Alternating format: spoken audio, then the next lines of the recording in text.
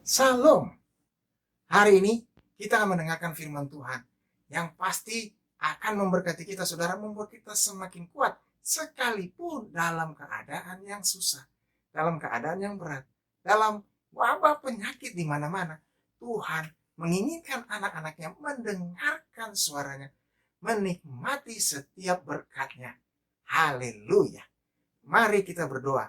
Terima kasih Tuhan untuk hari yang indah ini. Kami mau mendengarkan firman-Mu, firman-Mu berkata, firman-Mu pelita bagi kaki kami, terang dalam kehidupan kami, terang dalam jalan kami.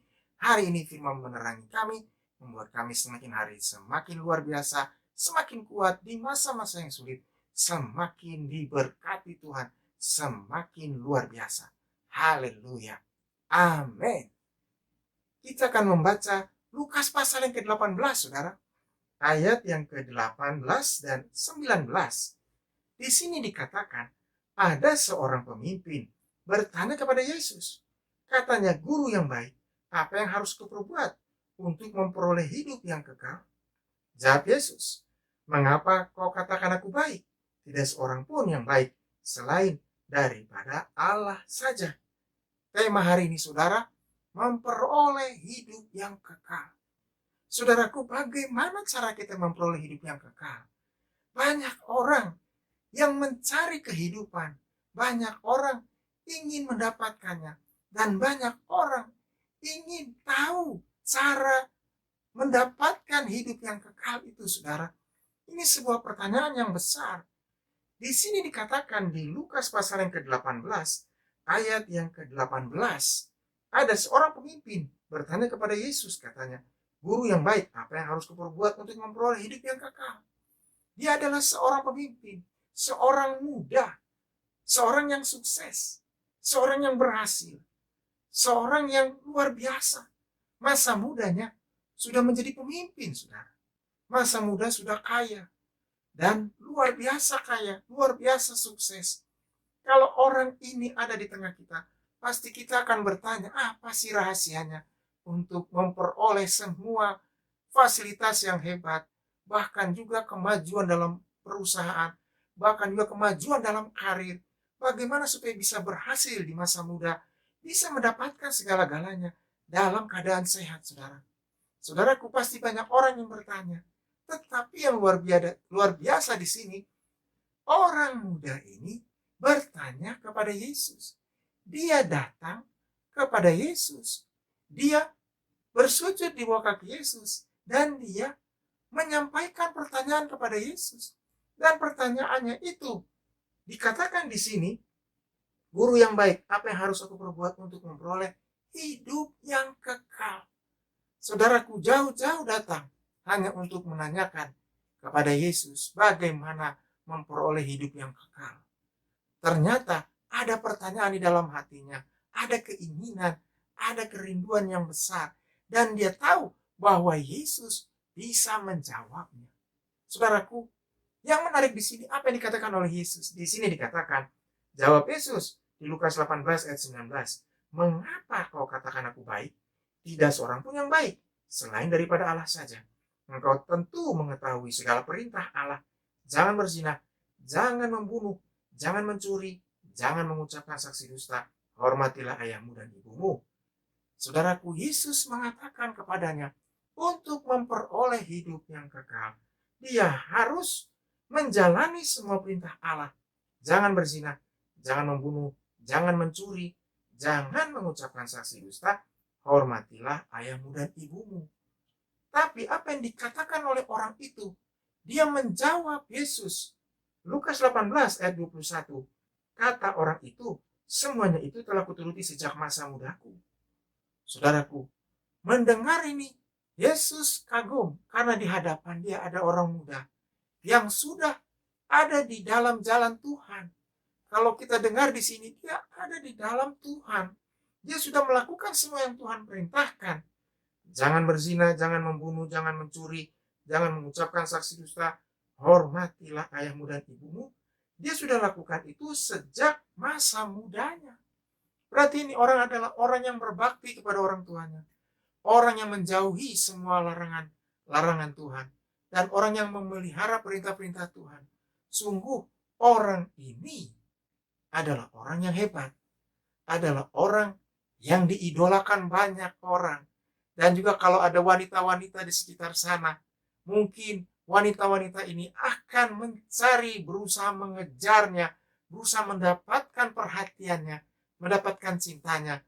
Karena orangnya luar biasa, orangnya baik, orang muda, sukses, sudah punya perusahaan, sudah punya harta, semua dia punya. Bahkan para orang tua pun berlomba-lomba menjodohkan anak perempuannya. Dia akan berkata, coba cari orang itu. Dia orang yang baik. Dia adalah orang yang bisa menanggung kehidupanmu.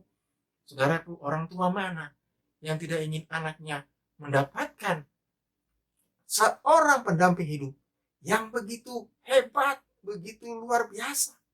Saudaraku yang kekasih, orang muda ini sudah melakukan semua. Bahkan dia melakukan perintah Tuhan sejak masa muda.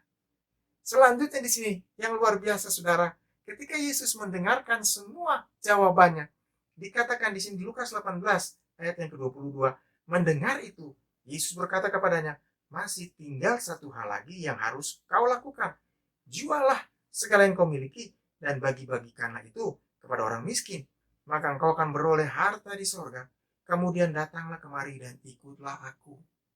Saudaraku, Yesus katakan, jualah segala milikmu, bagi-bagikanlah itu kepada orang miskin, maka engkau akan beroleh harta di sorga. Kemudian datanglah kemari dan ikutlah aku. Karena Yesus tahu pertanyaannya itu, karena Yesus tahu keinginannya untuk mendapatkan jawaban yang sempurna. Saudaraku, jawaban yang sempurna, jawaban yang luar biasa.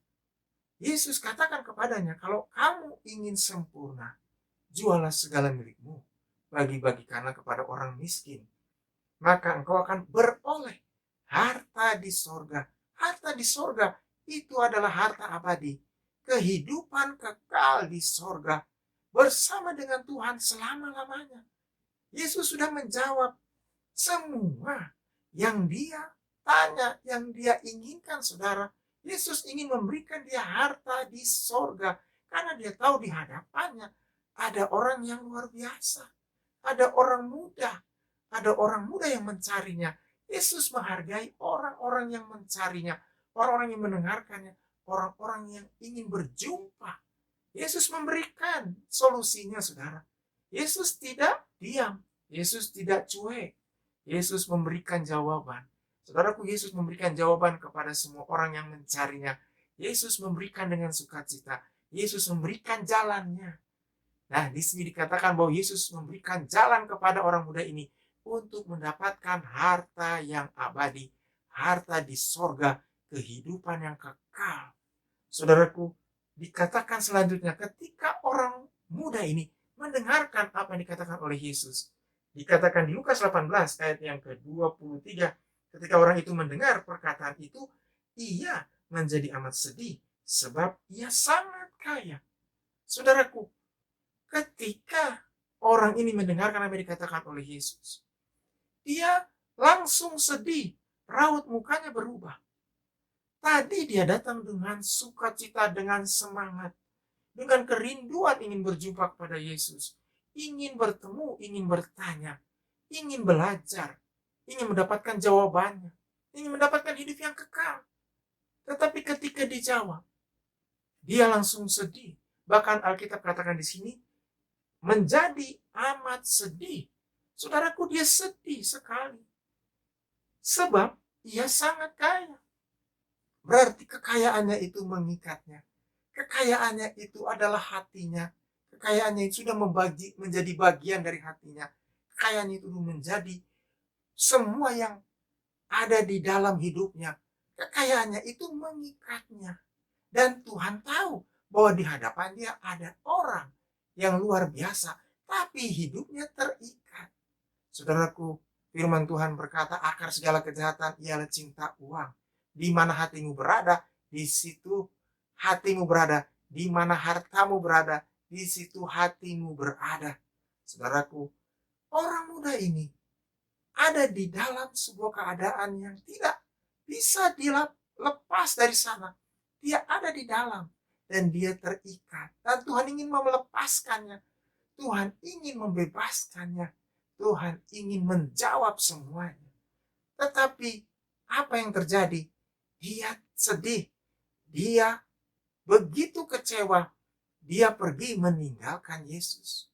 Saudaraku yang kekasih, perubahan terjadi dari orang yang semangat mencari Yesus sekarang menjadi orang yang sedih. Saudara, banyak di sekeliling kita, kita sering lihat banyak orang yang tadinya semangat ikut Tuhan, semangat mencari Tuhan, semangat dalam beribadah, bahkan memberikan yang terbaik kepada Tuhan. Tetapi ketika masalah datang, ketika tantangan datang, ketika wabah penyakit datang, ketika resesi datang, ketika resesi di dunia ini datang, berbondong-bondong banyak orang sedih, banyak orang menangis, banyak orang meratap dan tinggalkan Tuhan. Karena mereka terikat oleh kondisi, karena mereka terikat oleh situasi, karena mereka terikat oleh pekerjaan, terikat oleh semua yang ada di tengah dunia ini. Tuhan ingin kita terikat kepadanya, baik dalam keadaan susah maupun dalam keadaan senang. Saudaraku, ketika kita senang, kita diberkati, kita bersuka cita. Tetapi ketika keadaan sedang tidak baik, diizinkan Tuhan resesi, diizinkan Tuhan wabah penyakit di mana-mana, Tuhan tetap ada bersama dengan kita. Tuhan melihat kita dan Tuhan memberikan kita kekuatan. Tuhan berikan kita iman. Tuhan ingin kita bertumbuh. Tuhan ingin kita kuat. Tuhan ingin kita membuktikan bahwa di tengah situasi yang sulit, Tuhan ada bersama-sama dengan kita. Tuhan memberkati kita dan Tuhan tidak meninggalkan kita. Saudaraku yang kekasih, di sini dikatakan selanjutnya di Lukas 18 ayat yang ke-24. Lalu Yesus memandang dia dan berkata, alangkah sukarnya orang yang beruang masuk ke dalam kerajaan Allah. Sebab lebih mudah seekor unta masuk melalui lubang jarum daripada seorang kaya masuk ke dalam kerajaan Allah. Dan mereka yang mendengar itu berkata, jika demikian siapakah yang dapat diselamatkan? Kata Yesus, apa yang tidak mungkin bagi manusia, mungkin bagi Allah. Saudaraku yang kekasih, Tuhan ingin kita melihatnya. Tuhan ingin kita berharap kepadanya. Tuhan ingin kita percaya bahwa di masa-masa yang sulit, di masa-masa yang berat, masa-masa yang resesi, Tuhan bersama-sama dengan kita. Seperti firman Tuhan hari ini yang berkata, apa yang tidak mungkin bagi manusia, mungkin bagi Allah. Haleluya. Hari ini Tuhan ingin menyatakan kuasanya. Tuhan ingin menjawab doa kita. Bahkan Tuhan ingin memberikan kita sukacita. Mari kita berdoa. Terima kasih Tuhan untuk firman Tuhan yang luar biasa. Yang sudah membawa kami lebih dekat. Membawa kami lebih indah. Bahkan membawa kami lebih percaya. Bertumbuh di dalam iman.